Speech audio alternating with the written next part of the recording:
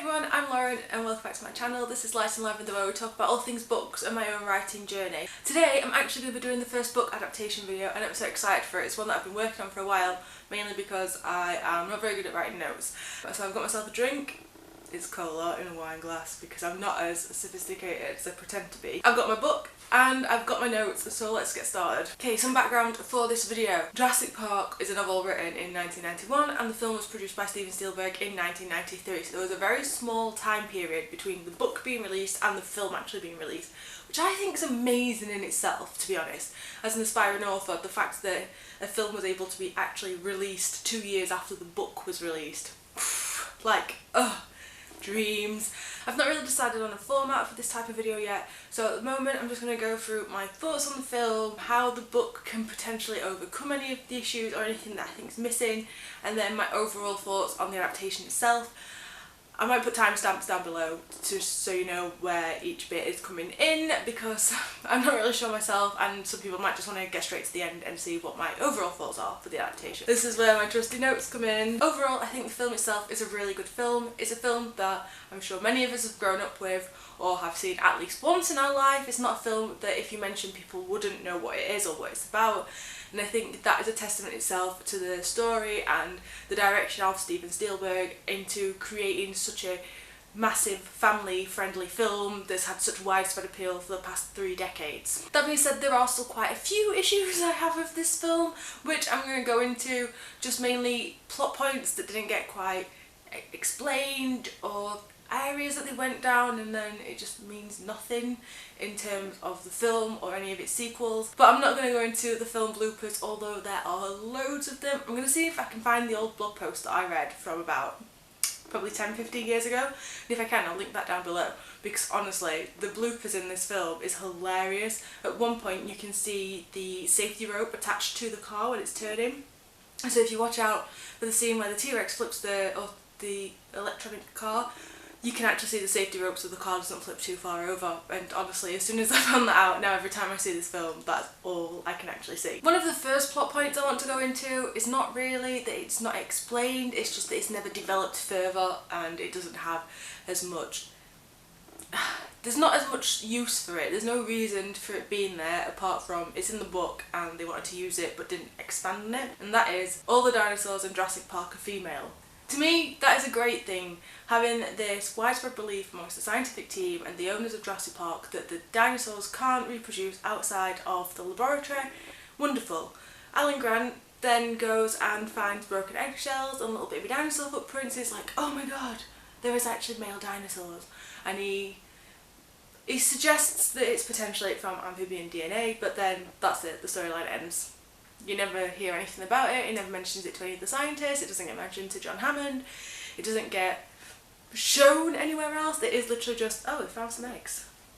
I know it's meant to go towards Ian Malcolm's sort of chaos theory that you can't control everything and this control of reproduction is something that was always inherently going to go wrong with the park, but I think the fact that it just stops doesn't sit well with me, it just doesn't go anywhere. And I recently watched the film a couple of months ago and it was even more obvious to myself then that it just stopped and it didn't go anywhere, and it is kind of annoying, it leaves a bad taste in the mouth. Another thing that kind of annoys me, and probably just because it's frustrating, is Dennis Nedry's death scene with the Dilophosaurus. So as he's been mauled and blinded by the Dilophosaur, which is wonderful, I would not wish that on my worst enemy, we see the shaving can that he's taken with all the embryos in falling into the mud and being covered in the mud.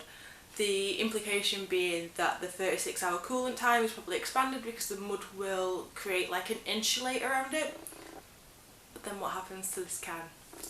It's always bugged me that it just gets left in the mud, it doesn't get shown, it's not used in any of the sequels. I think it was potentially going to be used for a sequel and then it's been scrapped, but it is just really, really frustrating and it does my head in that it's just there and there's no reason to it. Showing the shaving can falling into the mud was done so deliberately, and the shot used there was such a deliberate shot to be like, look, he didn't have it on him, the Dilophosaur's not taking it, that it just seems so annoying that it's never been used anywhere else. And it's so frustrating, and yeah, just the plot point that just stops, another one that just stops and doesn't go anywhere else. My third plot thing is Robert Muldoon. That's it. That's the entire point. Robert Muldoon, portrayed by Bob Peck, Peck within the film is such a wonderful character. In the film, he's sardonic, he's got like a really dry sense of humour. I would call it classically British sense of humour, the way he behaves, the way he speaks about things, his outlook on life. I really enjoyed it, and I feel like the film did this guy dirty. This character is such a wonderful character, and the film just does not give him the credit he deserves. It doesn't go into any of his details or his backstory or anything, and it once I read the book I was really annoyed for both Bob Peck and this character, just because I feel like we needed more of him. We needed more Bob Muldoon on the scene. My fourth issue with this film is Alexis. I don't even know how to start with Alexis. She is a teenage hacker who understands computers but calls a carnivore a Metasaurus. Honestly, I know that dinosaurs and this sort of thing wasn't big back in the 90s, so you'd understand that, but we have carnivorous animals. A lion's a carnivore, a leopard's a carnivore. I'm not having that a teenage hacker, especially in the 90s, someone who would have that understanding wouldn't know what the name of a carnivore is. And it's just other little things where she's half babied, and despite the fact that she's a lot older than Tim, she's still given this sort of like immature persona and personality, and it just really grates against me because it just seems so off. You wouldn't have someone who is a hacker and is able to understand computer coding and does all these things with computers and then not have this like basic sort of science knowledge and also have this more like childlike mentality. It just seems completely off to me, and I don't think it's very believable, and Lex's character just really frustrates me. She's just such a whiny child sometimes, and I just really don't like her, and I don't know if that's a fault with the character or the way it's being portrayed or just what they have done to this character in general. The fifth thing that kind of bugs me and gets on my nerves a little bit is the sick Triceratops. That's it. They stop the automated journey around the park because they want to check what's wrong with the Triceratops because there's a vet there. So they go running up to it, they look at it, Ellie's like, oh, could it be these berries? Oh, it's not in the poo, what's wrong with it? Oh no, there's a storm coming, let's go. Ah, T-Rex! So that is literally that entire segment, which is like a really narrowed down sort of view of it. But it really bugs me that they bring in this plot that the animals are getting sick every 6 to 8 weeks and then nothing, it just stopped. It's again another point that they've brought out from the book, and then it's just just it goes nowhere. It doesn't do what it's supposed to do, which is develop a further plot point. It's just an open-ended thing, and you don't find out what's wrong, you don't find out what's causing it, you don't find out pretty much how they're able to treat it. It's just, why do you not tell us why the Triceratops is ill? Why introduce that? Why bring that in if it's not needed? Despite my 5 issues of this film, I think it was a completely groundbreaking thing. It had a mix of both CGI and animatronics, and after having watched so many commentaries and documentaries on it so extensively in my past, I know that it was such a huge feat to undertake with this, and it wasn't something that was simple.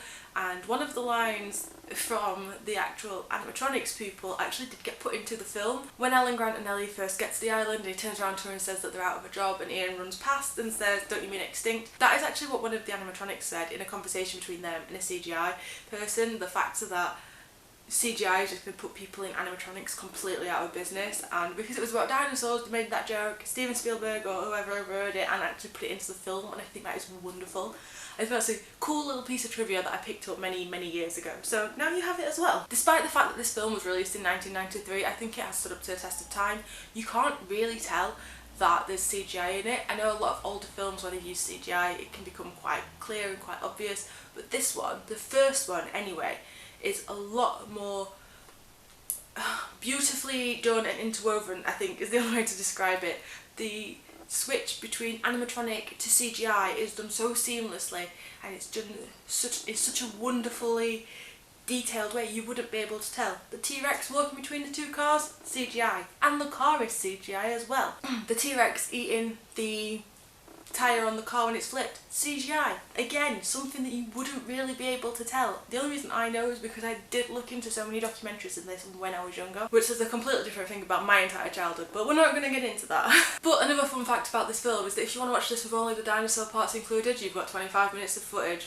Don't ask me how I know, but that is an actual fact, and honestly, you can watch this film many times if all you're doing is watching it for the dinosaurs. I think another thing that's really wonderful about this film is the music.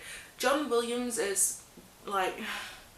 composerness, I don't know the words, the fact that he's composed this music and it's become so iconic, and you only have to hear like the first sort of couple of notes to know where it's from, and it just like, it is so linked to this entire series. I think that's wonderful. I think that's a great testament to the sort of composer he is, and I think that the music is one of the things that helps this film stand up to where it is. I think if it didn't have this music and this score, it probably would not be as great of a film as it currently is. Although there were a few plot points that were never fully expanded upon, and some things that they changed which really upsets me, I do think that this was a really great film, and I think if I was going to give the film a rating on its own, I'm probably going to go like a 4.5 out of 5, and that's only because I want more dinosaurs. But otherwise, it's absolutely wonderful. I really loved it, and it's such a great film, and I'm so excited for Jurassic World 3 to come out, although it's now been pushed back to 2022 and I have no idea when that's now coming out. But I'm so excited to watch it and I can't wait to go and see it. Next up is my book thoughts. So the plot points that I've mentioned from the film do actually have really good explanations from them from the book, which is why it's so frustrating that they were like half introduced and then not fully expanded upon.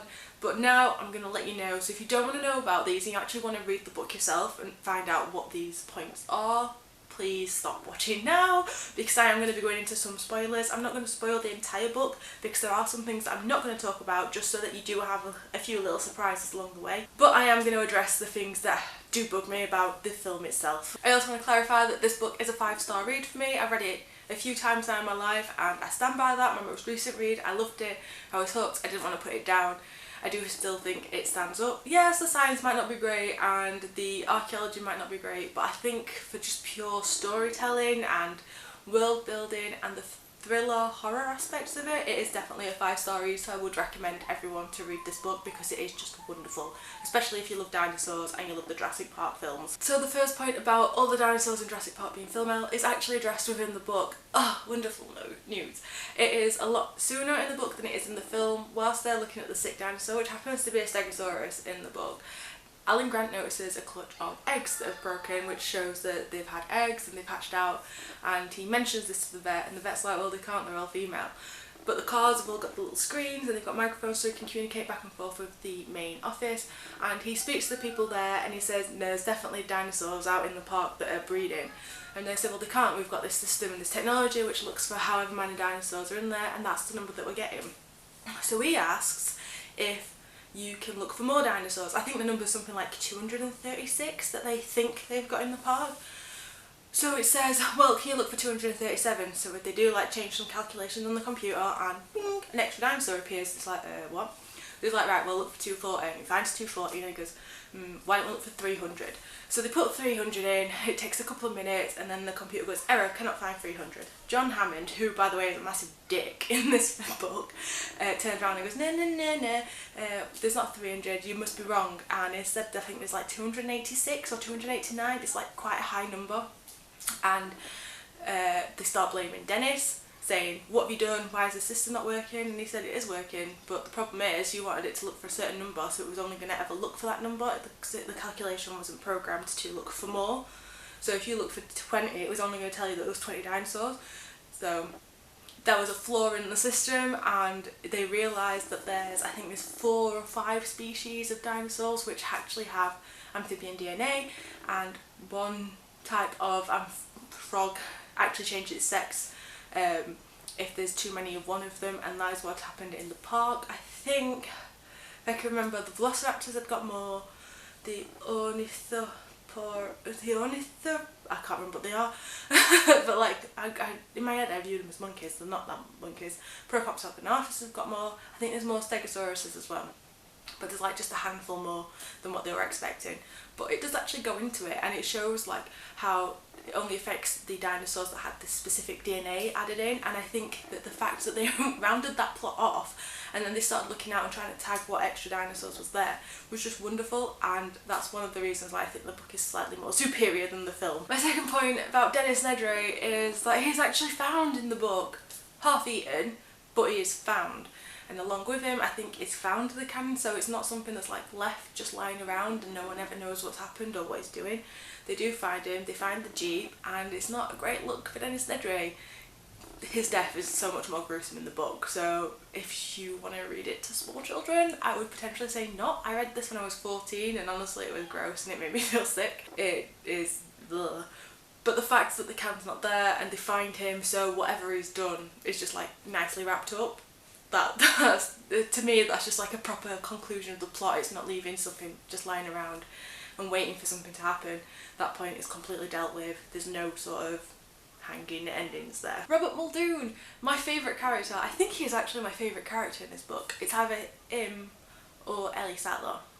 They're really good characters. But he has so much more screen time, and yeah, I'm going to tell you, he doesn't die. He doesn't die in the book. But he is so good. Because he's had all this background knowledge, he does actually manage to get some sort of weaponry on the island. Not great, but he's got some that he can use to attack, but it's mainly like tranquilizer darts because John Hammond doesn't want the dinosaurs being destroyed. And it's really...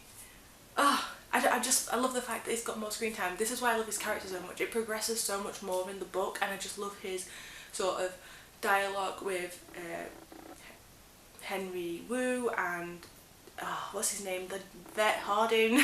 I just love that sort of interplay that he's got there, and also the lawyer.